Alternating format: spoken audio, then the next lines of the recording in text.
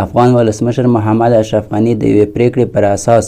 اسلام آباد کې د افغانستان لوی سفارت سفیر او ټول ډیپلوماټان تر هغې وخته افغانستان ته وغوښتل چې د دې سفارت د سفیر لور سلسله علي خیل د برمته کولو اصلي عامل او عاملین مشخص شوي او سزا ورکړل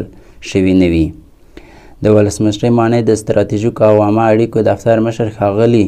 وحید عمر په خپل ټویټر دغه خبر تایید کړی دی. د تیرې جمعې په ورځ اسلام آباد کې د افغانستان سفیر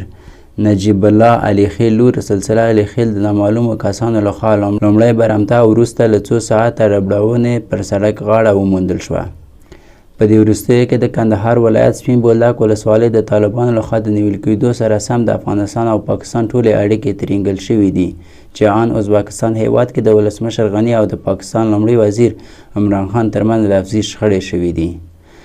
د پاکستان او افغانستان د سیاست منتقدین د دوه ګاونډي هیوادونو دغسې اړیکې خورا خطرناکې بولي او په وینا یې اړین موضوعات چې د سوداګرۍ او افغان کډوالو شتون په پاکستان کې دی د پامه لرې ساتل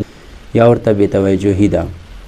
له دې وړاندې د ولسمشر غني لومړي مرستیال امرالله صالح دوه هغه غږیز پیغامونه رسنیو سره شریک کړي ول چې ګواکې پاکستان افغان هوایي ځواکونو ته اخطار ورکړی و چې که 18 کیلومتره واټن به د پاکستان خاورې سره ونه نیوه نو بې تفاوته نه پاتې کیدی شي. امین الله هاشمي، ځلا نیوز.